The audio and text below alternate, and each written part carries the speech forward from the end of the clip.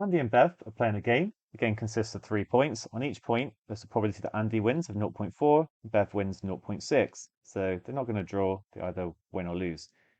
If one player wins 2 consecutive points, they win the game. Otherwise, neither player wins. We're asked to work out the probability that Andy wins and then that neither player wins. So I think a tree diagram is a good plan here. You can do it using the ideas of, a probability ideas, but I think it just you get a nice visual picture of what's going on.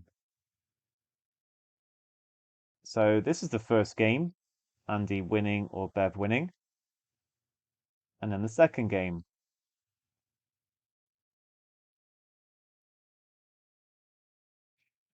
Now, if Andy wins 2 games in a row, he wins overall. So I could draw another. It does say it's 3 points, but I don't really need it. I don't because if Andy wins 3 games in a row or Bev wins the third game, it's still Andy winning actually. So I can not worry about drawing the tree for that, even though technically it's saying that there's another point.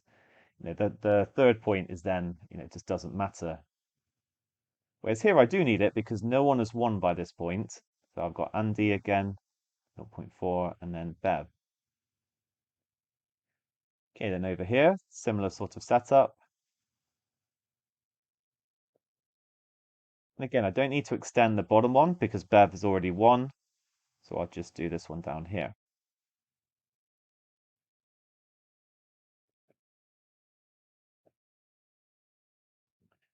So if I want to find out the probability of Andy winning the game, we can either get Andy, Andy, and this is how you could do it without the tree diagram, or it would be Bev, Andy, Andy. That's the only way. So it's going to be 0.4 squared going along that top path, plus, because it's an or, 0.6 times 0.4 squared. That ends up being 0.256. So it is that quick if you can kind of just realize it, but the tree diagram, like I keep saying, is, it's quite a nice visual picture of what's happening. And then neither player winning the game, well, that would be if there's never 2 consecutive points. So it could be Andy, Bev, Andy, or Bev, Andy, Bev. So that will be 0.4 times 0.6 times 0.4. I can still write it as 0.4 squared times 0.6. Then plus 0.6 times 0.4 times 0.6, which is 0.6 squared times 0.4. And that is then 0.24. On to the last part. Andy and Bev now decide to play a match, which consists of a series of games.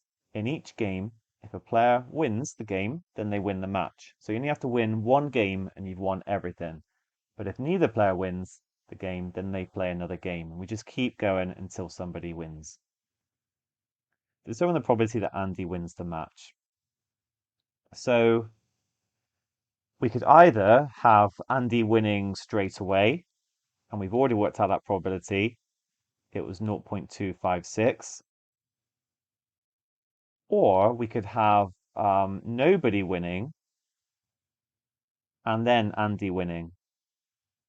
So that would actually be 0.24. So this is just a slightly more advanced problem, but we're building on part A. It'd be 0.24 times 0.256.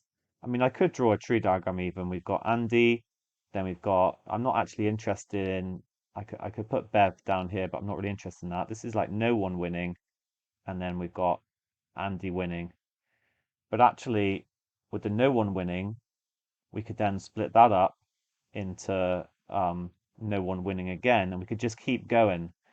So we could have no one winning the first time or the second time, and then Andy winning, which would then become 0.24 squared times 0.256. And it's going to carry on. You could have no one winning 3 times in a row. And what we are constructing is an infinite series. But every time our other term, we're just timesing by an extra 0.24. So this is a geometric series.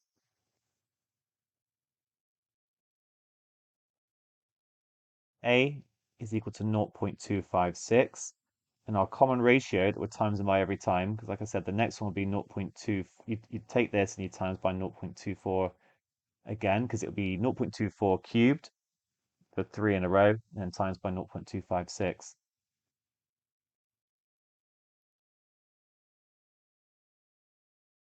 So R is 0.24, and then the sum is going to be A over 1 minus R. That's in the formula book. It's worth knowing though.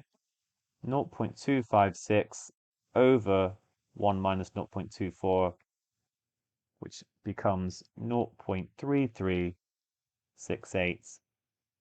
which rounds to 0.337 to three significant figures.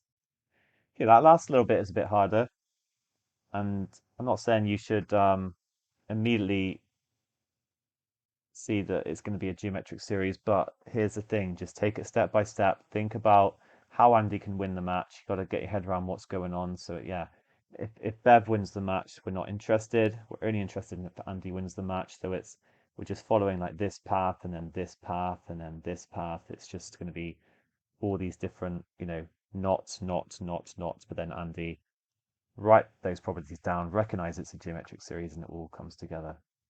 Well done.